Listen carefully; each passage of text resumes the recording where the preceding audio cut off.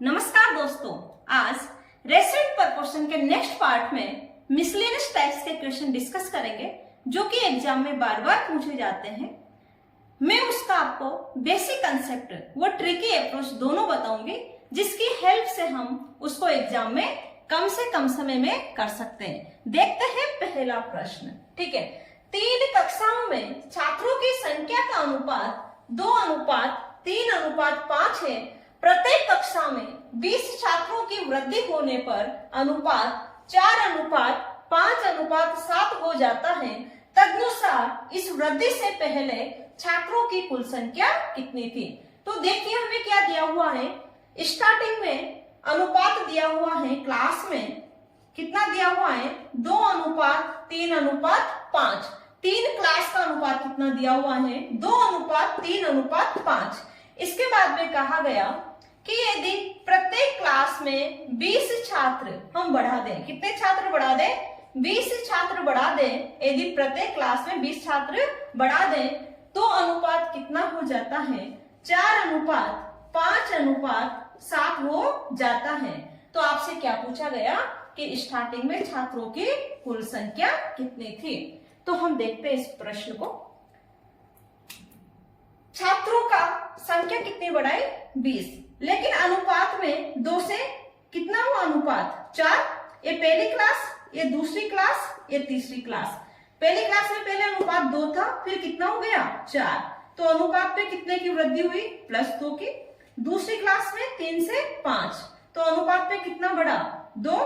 तीसरी क्लास में 5 से 7, तो अनुपात में कितना बढ़ा 2। ठीक है, इट मीन्स अनुपात में जो वृद्धि हो रही है तीनों क्लास में वह 2 की हो रही है, लेकिन संख्या में वृद्धि कितने की हो रही है 20 की।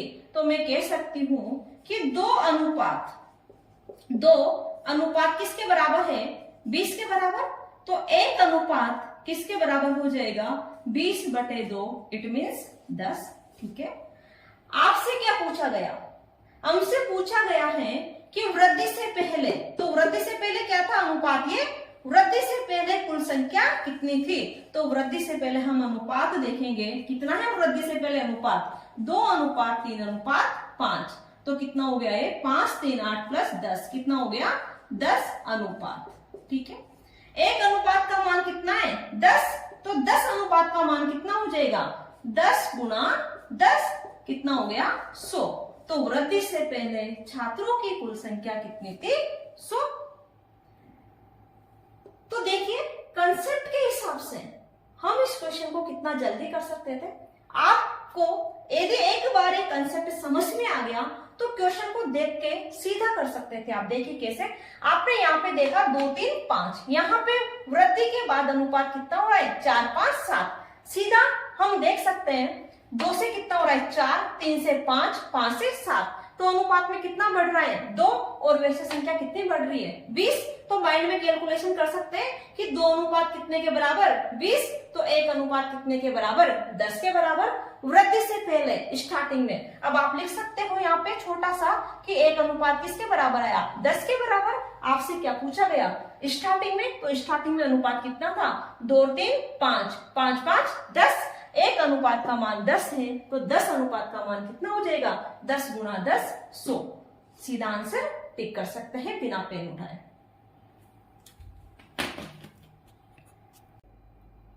नेक्स्ट क्वेश्चन, कोई धन ABC में क्रमशः 2:5:9 के अनुपात में बांटा गया। यदि A का भाग ₹2500 हो तो B और C के भागों का अंतर कितना होगा? बहुत आसान सा प्रश्न है, देख के ही किया जा सकता है सीधा। देखो 2:5:9 का अनुपात है ABC में। ठीक है, A का भाग कितना है 2500, तो 2 अनुपात का मान कितना हो गया 2500। ठीक है, क्या पूछा गया B और C के भागों का अंतर। तो B और C में अनुपात में कितने का अंतर है 9, 5 में कितने का अंतर है 4 का। ठीक है, 2 अनुपात का मान कितना है 2500, तो 4 अनुपात का मान कितना हो जाएगा 2500 का डबल, इट मीन्स 5000। देखिए कंसेप्ट से सीधा आंसर माइंड में कैलकुलेट किया जा सकता है। समझ लेते हैं एक बार। ABC में कोई धन किस अनुपात में बांटा गया? 2:5:9 में बांटा गया। फिर ये कह रहा है कि ए को कितना मिलता है? ए को 2500 रुपए। ए का भाग कितना है? 2500 रुपए। इट मीन्स मैं क्या कह सकती हूँ कि 2 अनुपात का मान, किसका मान? 2 अनुपात का मान कितना है? 2500। ठीक है, 2 अनुपात का मान कितना है? 2500। आपसे क्या पूछा गया कि बी और सी के भागों का अंतर कितना है? तो बी और सी 9 और 5 में कितने का अंतर है? 4 का।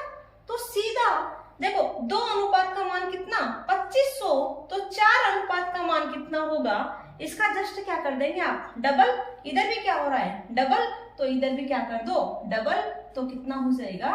5000। या फिर वैसे करते रहो कि 2 अनुपात का मान कितना है? 2500। तो 1 का मान कितना हो जाएगा? 2500/2।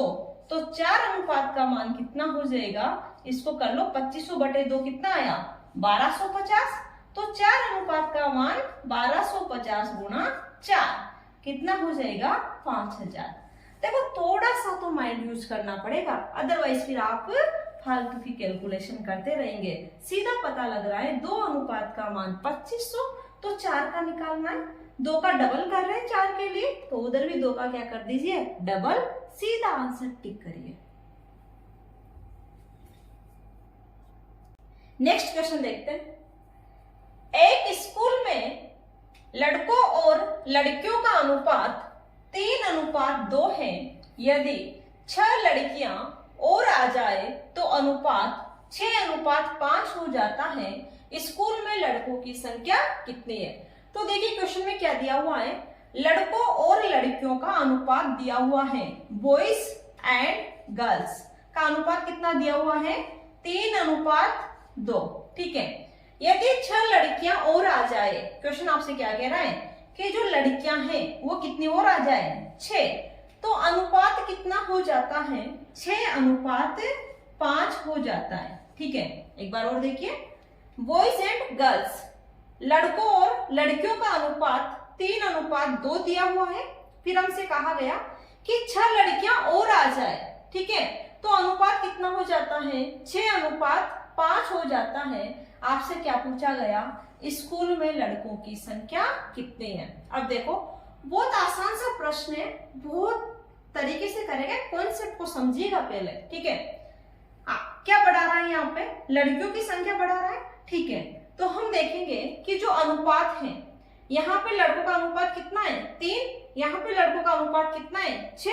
जबकि क्वेश्चन के अनुसार तो ओनली क्या बढ़ रहा है? लड़कियों की संख्या बढ़ रही है। तो ऐसे प्रश्न में हम क्या करेंगे कि जो नहीं बढ़ रहा है या फिर जो नहीं घट रहा है उसका अनुपात तो वैसा ही होना चाहिए। ठीक है, तो हम क्या करेंगे कि जो बॉयज है उसको क्या कर देंगे? बराबर। नीचे बॉयज का अनुपात 6 है तो ऊपर भी हम क्या कर देंगे? बॉयज का अनुपात 6 कर देंगे। तो बॉयज का अनुपात 6 करने के लिए मैं ऊपर वाले को किससे गुणा कर दूंगी? 2 से गुणा कर दूंगी दोनों ओर। तो देखिए कितना हो जाएगा? बॉयज एंड जो गर्ल्स हैं कितना हो जाएगा? 2 से गुणा करते ही इधर 6 आ जाएगा और उधर कितना आ जाएगा? 4। ठीक है, अब देखो नीचे क्या था? 6:5 और हमसे क्या कहा गया कि यदि लड़कियों की संख्या कितनी बढ़ा दूं? 6।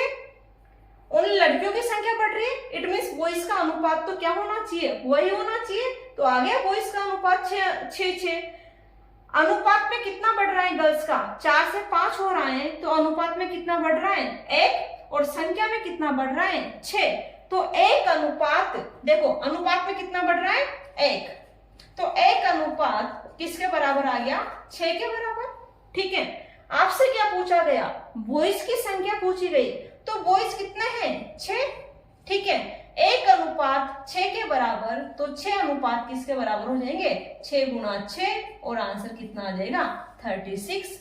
देखिए 36 कितना आसानी से कर सकते थे। एक बार और समझिए। बॉयज एंड गर्ल्स का अनुपात 3:2 दिया हुआ है। इसके बाद आपसे बोला कि लड़कियों की संख्या 6 बढ़ा दूं तो अनुपात कितना हो जाता है? 6:5 हो जाता है। ओनली लड़कियों की संख्या बढ़ाई है, लड़कों के साथ कुछ भी नहीं किया गया। इट मीन्स हम लड़कों का अनुपात यदि सेम कर दें तो आसानी से निकाल सकते हैं कंसेप्ट से। तो मुझे इसको भी 6 करना है, ठीक है, 3 को, तो दोनों तरफ किससे गुणा कर दूं, 2 से, दोनों तरफ 2 से गुणा किया तो देखो 2 गुणा 3 6, 2 गुणा 2 4, नीचे अनुपात वही 6 अनुपात 5, लड़कियों का अनुपात कितना बढ़ा रही हूं 6, तो देखो लड़कियों की संख्या कितनी बढ़ रही है 6 और अनुपात में कितनी बढ़ रही है 1, तो 1 अनुपात किसके बराबर आ जाएगा 6 के बराबर, तो 6 अनुपात किसके बराबर हो जाएगा 6 गुणा 6। अब आपके पास कितना आ गया 36 लड़कों की संख्या, और लड़कियों की पूछी जाती तो कितनी हो जाती 4, 1 अनुपात 6 के बराबर, तो 4 अनुपात किसके बराबर हो जाता 6 गुणा 4। तो देखिए कंसेप्ट बहुत इंपॉर्टेंट है, अगर यदि कंसेप्ट को समझ लिया तो ट्रिक्स की कभी जरूरत ही नहीं पड़ेगी। ऐसे क्वेश्चन को इतना करने की जरूरत ही नहीं थी, आप सीधा यहाँ देखते 3 अनुपात 2। अब आपको क्वेश्चन पढ़ के समझ में आ रहा है कि ओनली लड़कियों का संख्या बढ़ रही है, लड़कों का अनुपात सेम करना है। यहाँ पे 6, इसको 6 बनाने के लिए आपको किससे गुणा करना पड़ेगा 2 से, तो 2 से जैसे ही गुणा करोगे अनुपात कितना हो जाएगा 2 तिया 6 और 2 गुणा 2 4। अब देखो 6 अनुपात 4 हो गया। अब 4 से कितना ओनली लड़कियों की संख्या बढ़ रही है, 4 से कितनी हो रही है 5, तो अनुपात में तो 1 बढ़ रही है, और वैसे कितनी बढ़ रही है 6, तो 1 अनुपात किसके बराबर हो गया 6 के बराबर। तो आपसे क्या पूछा गया है लड़कों की संख्या। अब लड़कों की संख्या 6 अनुपात है, 1 6 के बराबर, तो 6 अनुपात किसके बराबर 36 के बराबर। कर सकते हैं। नेक्स्ट देखते हैं, दो संख्याओं का अनुपात 2 अनुपात 3 है। यदि प्रत्येक संख्या में 4 जोड़ दिया जाए तो उनका अनुपात 5 अनुपात 7 हो जाता है, तदनुसार उन संख्याओं के बीच का अंतर कितना है।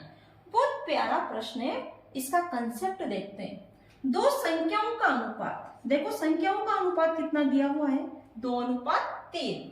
यदि प्रत्येक संख्या में मीन्स दोनों संख्या में कितना जोड़ दूं 4, तो अनुपात कितना आ जाता है 5 अनुपात 7 हो जाता है। तो उन संख्याओं के बीच का अंतर निकालना है। देखो संख्या में कितना जोड़ रहे हैं 4, लेकिन यहाँ पे अनुपात में चेक करती हूँ कितना जोड़ रहे हैं 2 + 3 और यहाँ पे 3 + 4, तो अनुपात में तो अलग अलग है जबकि संख्या में सेम है। ठीक है, अगर यदि अनुपात में भी सेम होता तो अभी सीधा कर सकते थे कि इतने अनुपात का मान इतना है, लेकिन ऐसा तो नहीं है, तो हमें अनुपात में भी क्या बनाना पड़ेगा सेम। तो अनुपात में सेम बनाने के लिए हम क्या करेंगे, देखिए ऊपर वाले अंतर से 3 और 2 के बीच अंतर कितना है 1, ऊपर वाले अंतर से नीचे गुणा, नीचे अंतर कितना है 2, नीचे वाले अंतर से ऊपर गुणा। कर सकते हैं, करिए 2 गुणा 2 कितना आ गया 4, 2 गुणा 3 कितना आ गया 6, 4 अनुपात 6, नीचे 1 से गुणा करेंगे तो क्या होगा 5 अनुपात 7 को 1 से गुणा करेंगे 7। ठीक है, देखिए नीचे वाले अंतर से ऊपर गुणा, ऊपर वाले अंतर से नीचे गुणा। अब देखो क्या अनुपात में सेम बढ़ रहा है क्या, बिल्कुल। कितना हो रहा है यहाँ पे देखिए +1, यहाँ भी कितना हो रहा है +1, जबकि संख्या में कितना बढ़ रहा है +4, संख्या में कितना बढ़ रहा है +4। तो मैं क्या कह सकती हूँ कि 1 अनुपात किसके बराबर है, 1 अनुपात किसके बराबर है 4 के बराबर। ठीक है, अब जो भी पूछा जाए उसका आसानी से आंसर दे सकते हैं। क्या पूछा गया, तदनुसार उन संख्याओं के बीच का अंतर कितना है। तो संख्या ये रही, इनके बीच का अंतर अनुपात में 2 का, 1 अनुपात 4 के बराबर, तो 2 अनुपात किसके बराबर आ जाएगा 4 गुणा 2 8। आंसर कितना आ गया 8। ठीक है, बहुत आसानी से आंसर दे सकते हैं। आपने समझा, एक बार आसानी से जब कंसेप्ट समझ में आ गया तो इस प्रकार के प्रश्न को आप यहां भी डायरेक्ट कर सकते हैं। नेक्स्ट क्वेश्चन, ए तथा बी की आय का अनुपात 2 अनुपात 3 है, उनके व्यय का अनुपात 1 अनुपात 2 है। यदि उनमें से प्रत्येक की बचत 24,000 रुपए हो तो एक की आय ज्ञात कीजिए। देखो ये आय और व्यय पर क्वेश्चन भी एग्जाम में बार बार पूछे जाते हैं, तो सबसे पहले हम देख लेते हैं। अच्छा, आय, व्यय और बचत 3 चीजें होती है, आय, व्यय और बचत। वे क्या होता है? खर्चा। वे कह दीजिए या फिर इसको क्या कह दीजिए? खर्चा, एक्सपेंडिचर। यदि मैं कितना खर्चा हुआ, ठीक है, उसमें क्या जोड़ दूं, कितनी बचत हुई है, तो आय आता है या नहीं आता? आता है आय। सपोज जैसे समझिए मैंने आपको 10 रुपए दिए, ठीक है, उसमें से आपने क्या खर्च किए?